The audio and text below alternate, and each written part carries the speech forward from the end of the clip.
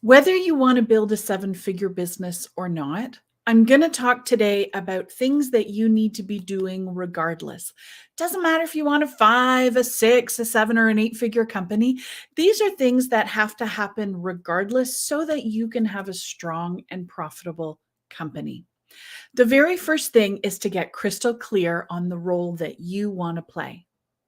If you want this to be a self-sustaining company that has you at the epicenter and you are the chief everything officer, which sometimes has a negative rap when we say it, but sometimes you just want to have your own business and you want people to work with you. You don't want to have a team. You don't want it to get much larger than you. That is incredibly noble. Let's do it. But get clear on what that role is now. If you kind of have this inkling that you want your business to be larger than you, then let's get clear on what you want to be doing. If you no longer want to be part of the fulfillment process, then let's start building out that process. If you want to be the one who's fulfilling, but you don't want to do sales, let's start putting that into place.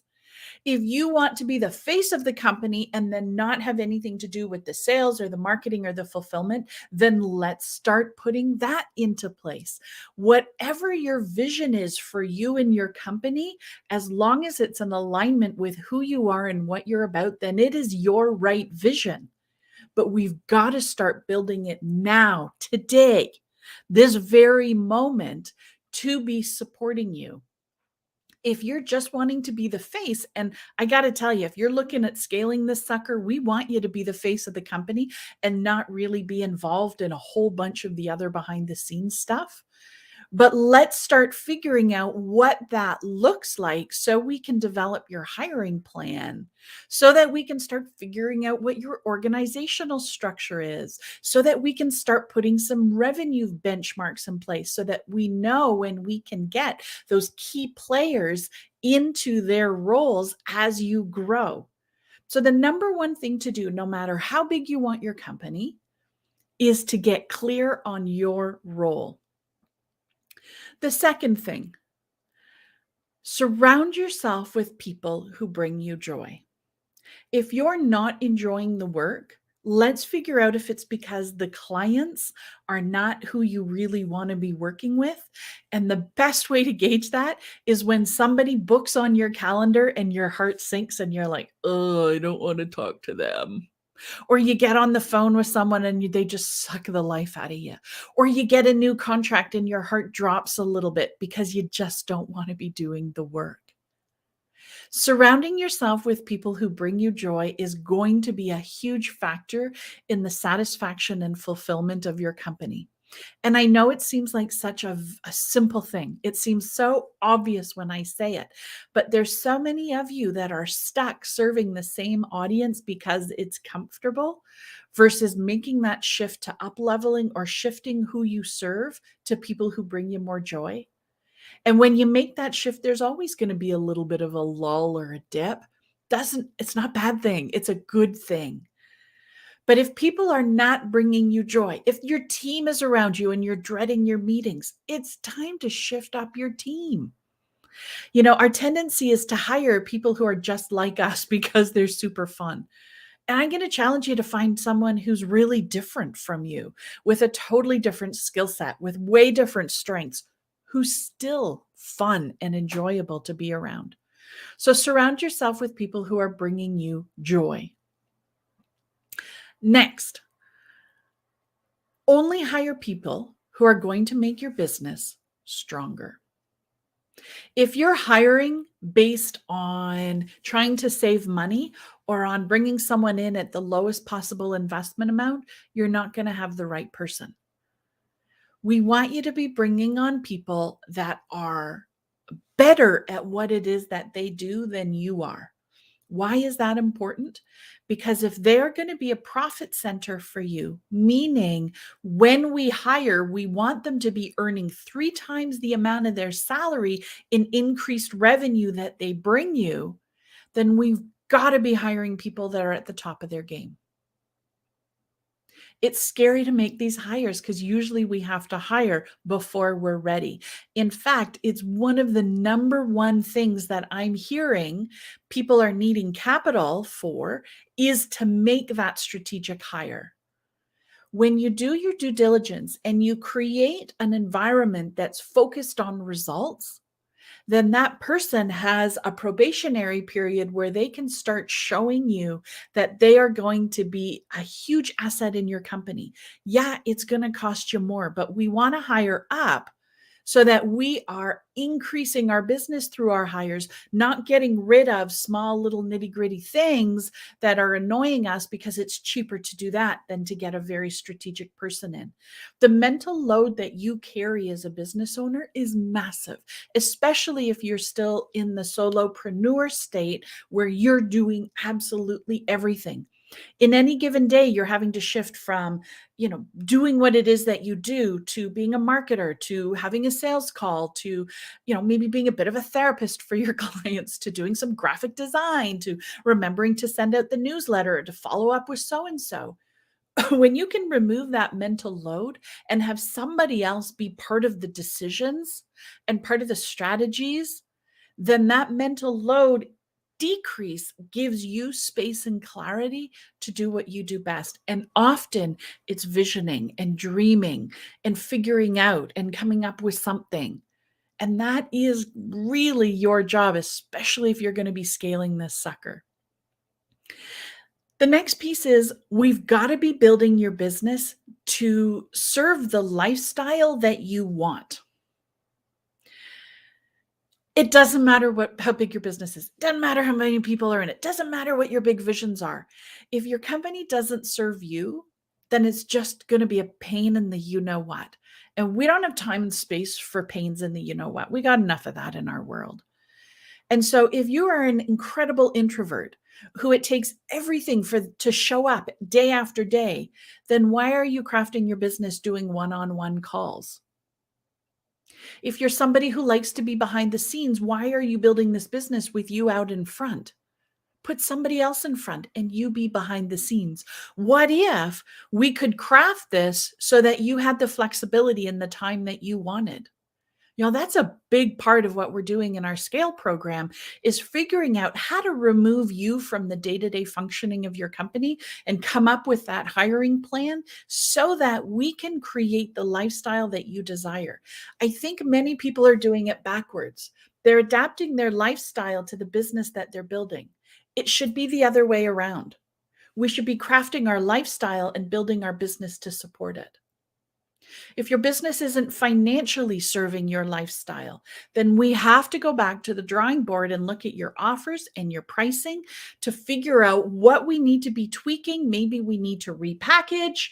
Maybe we need to repurpose. Maybe we need to recreate. Maybe we need to reprice what you're doing so that there's room within your pricing to bring on people. I don't know. The only way I know is to talk with you.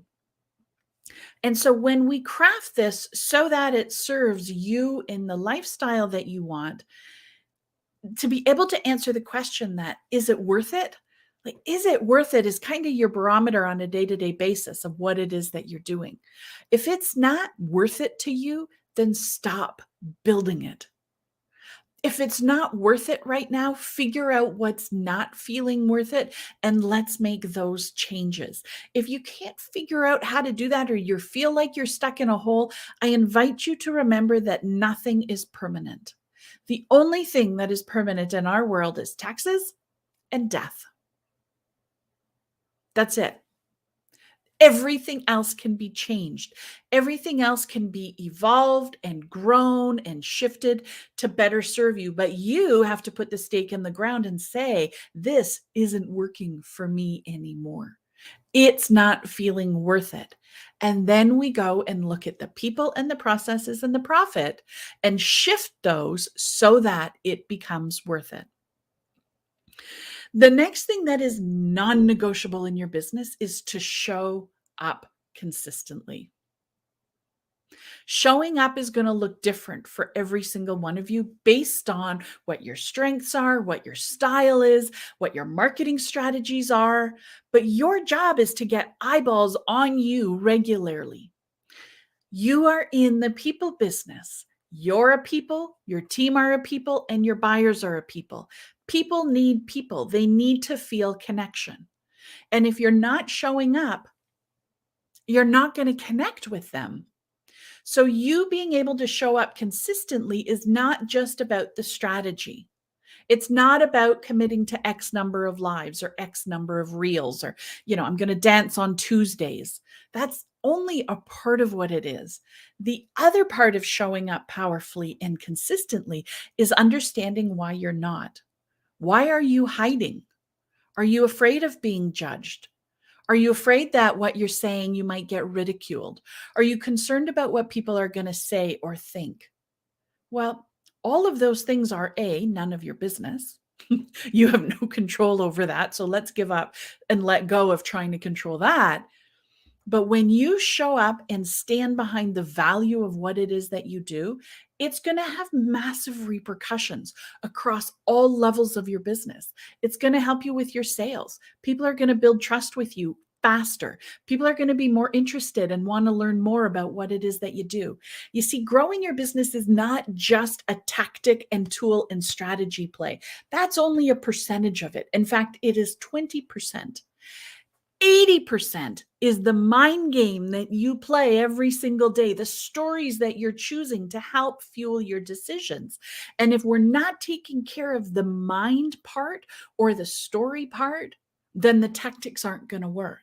So showing up is not just committing to X number of Instagram posts every week.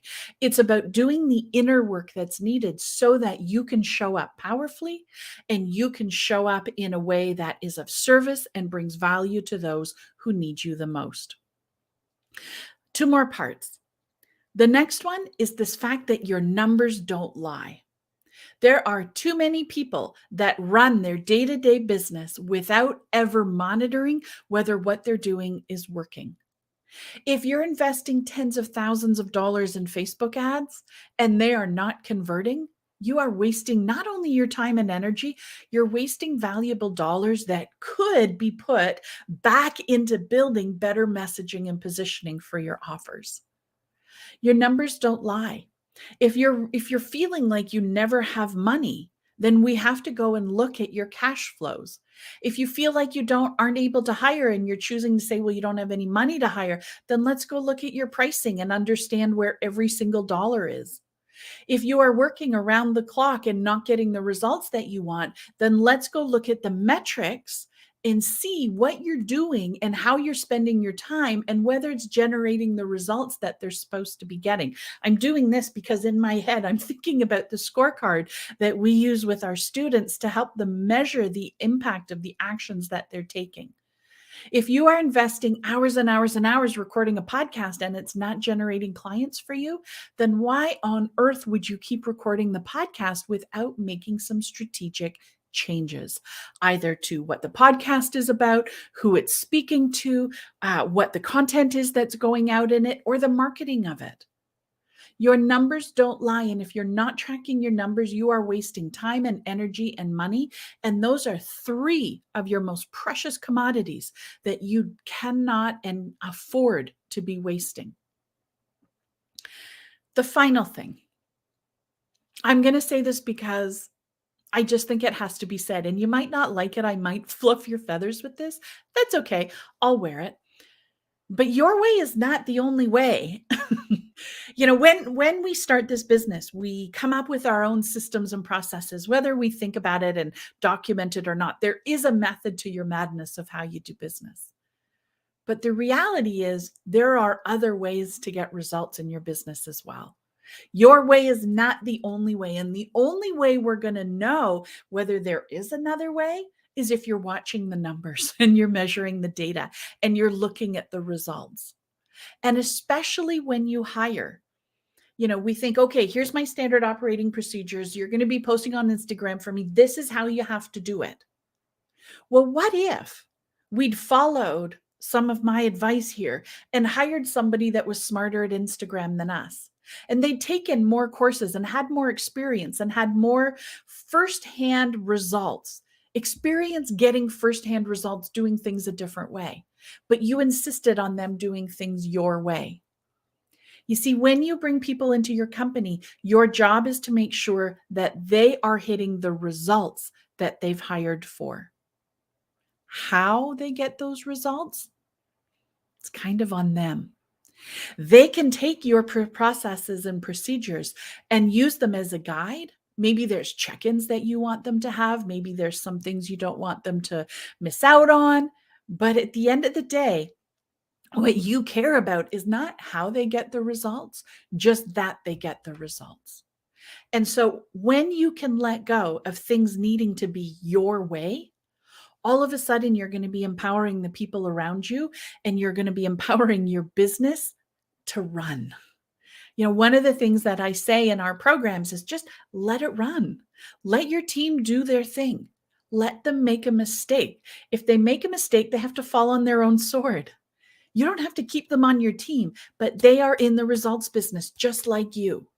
We cannot be imposing our way on everything that's happening, because then you might as well not hire. You're going to end up redoing everything. You're going to end up micromanaging, and it's going to cost you more time and energy and money in order to have them on your team. And so regardless of how big you want your business to go, the things to be remembering that you can be doing right now. Number one, get really clear on what you want your role to be. Number two, surround yourself with people who bring you joy, people who lift you up, people who bring you deep fulfillment. You deserve it and you're worth it. Next, only hire people who are going to make your business stronger, who are better than you in the area that you're hiring them for. And then get out of the effing way and let them do their job. Craft your business model so that it serves you, but start today, no matter how big or small you are. If it's not serving you and you keep going the way that you're going, it's just going to get worse. If you already have holes in the bucket and you keep adding water to it, the water's just going to run out faster. So fix the holes before you add. Make sure that you're building this based on where you want it to be 3 to 5 years down the way, so that it supports your lifestyle. Show up. Do the inner work that's needed for you to show up consistently and powerfully, so you can be of service and align and connect with the people who need you the most. You're in the people business. Your numbers don't lie, folks. You've got to go and check that data on a regular basis, day in, day out, week in, week out, month in, month out, whatever works for you.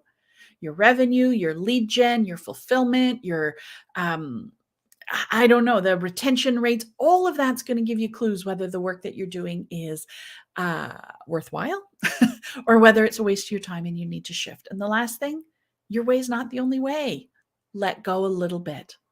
You know, this concept is, and then we can do a whole other episode on this, but this is all about trust, right? When you bring somebody on, you have to bring someone on who you trust to try to get the results that they've been hired for. So no matter where you want your business, that is what I've got for you today. Go out and have a phenomenal week, and I'll talk to you soon.